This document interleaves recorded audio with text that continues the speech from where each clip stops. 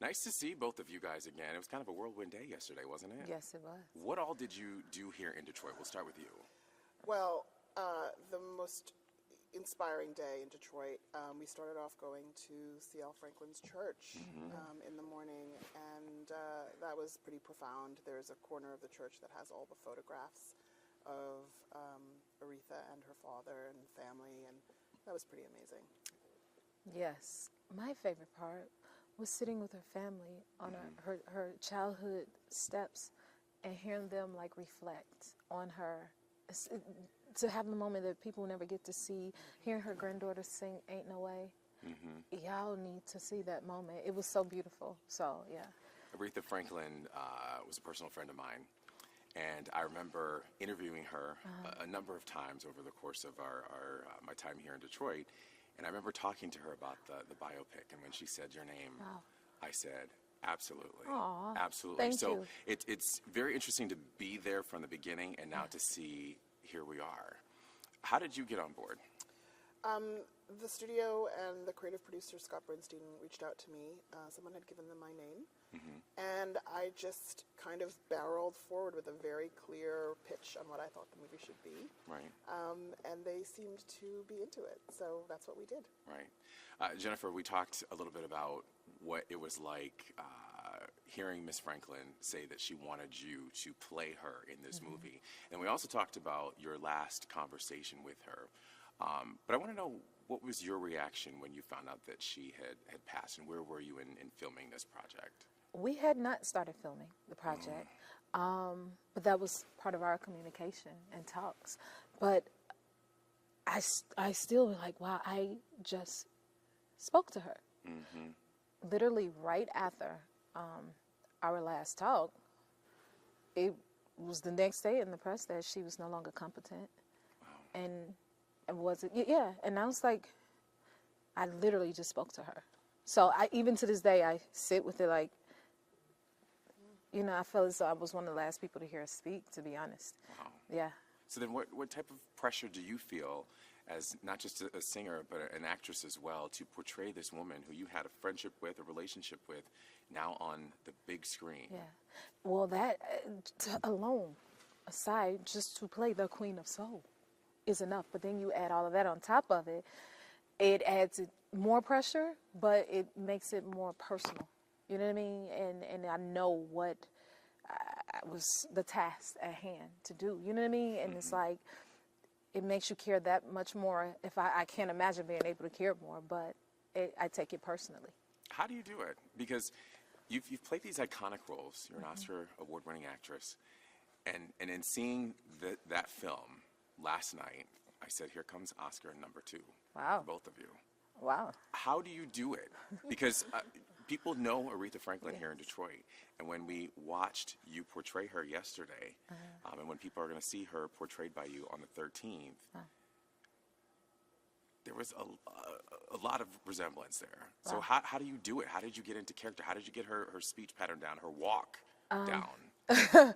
Well, with great help from the director, Miss Lisa over here, and the team that she created. It was so much support around. And I think the key of it all is every department was there. I'm serious. I can't say it enough. Out of love and respect for Miss Franklin. Like, every department was committed, from Leland, the dialect coach, who was big on how does she exist in a room. He was all about the minute details, which Lisa brought in. Jason Webb and Stephen Bray on the music.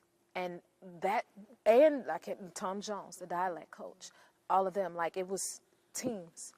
And everybody had that one specific thing that they were there to make sure it was the makeup of her character, you know, yeah.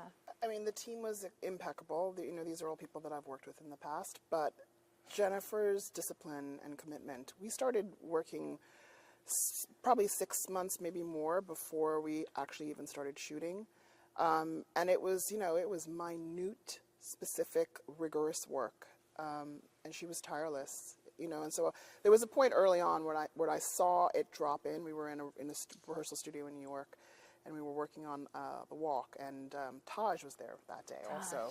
Christopher Wyndham, the choreographer. We had so many people who were just so passionate about the tiniest details, and it just dropped in one day, and we all literally screamed because it was the Amazing Grace walk down the aisle that she was working on, and it just landed. Yeah. And that's when I knew that by the time we got to set, we were just going to be so free because she was so prepared. One thing that we also heard both of you talk about at the Charles H. Wright Museum was the decision to start and end in the church. Last question for you. There's so much that you could have covered with Aretha Franklin. What decision led you to stop at 19, I believe 72, right there at the filming of her, big album, Amazing Grace? What decision, how did that go into ending the movie there? And then obviously telling about what happened afterwards. I thought about, I love that album so much, and I know many, many people do. It was one of her most successful albums. And I wanted the movie to end on a triumphant note. I wanted the movie to end when she was the most self-realized. She'd gone on a long journey, and that she fought for that album, I think, more than any other album, because people didn't understand why she wanted to do it. And it just felt like, as a woman, as an artist, it just all came together in that moment, and I just thought it would be a really inspiring way to finish the film, and very her. A lot of dark moments in the film that you really brought to life. In terms of the very difficult fight scenes with Marlon Wayans playing her late husband and ex-husband, how did that all work out for you as an actress? Were you apprehensive, nervous? It's a very hard part to tell in her story. Well, I like things to be real. So I always say I don't act, I react. So like living in the moment. And that's how this whole project was approached. Is like I wanna experience whatever she did, or as honest and authentically as I possibly can. So having a partner like Marlon to go there with me, and it's like, no, go there, take me there. Let's really, experience it. Versus, you were mad at him after? Like, well, he was rough. such a good scene partner. He choked me a couple times. Right.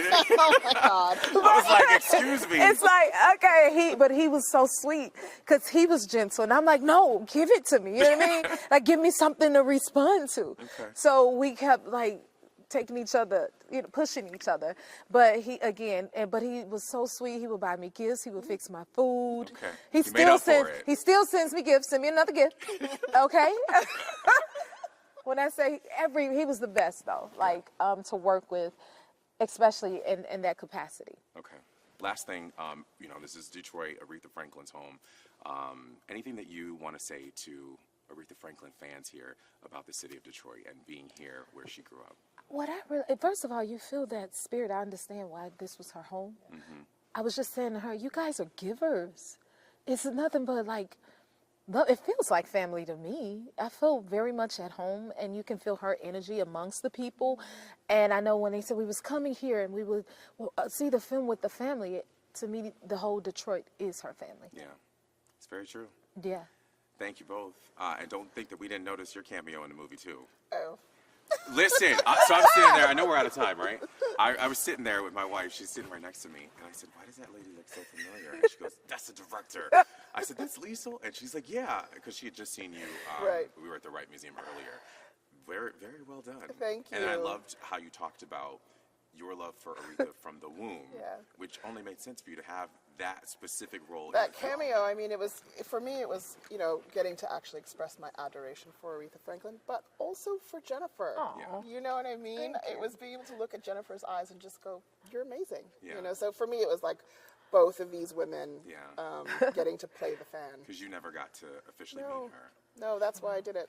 Well, let me just tell you, as somebody who's I still have her last text messages Me too. to me in her phone, and I go and I look at them sometimes, her emails that you can't really understand.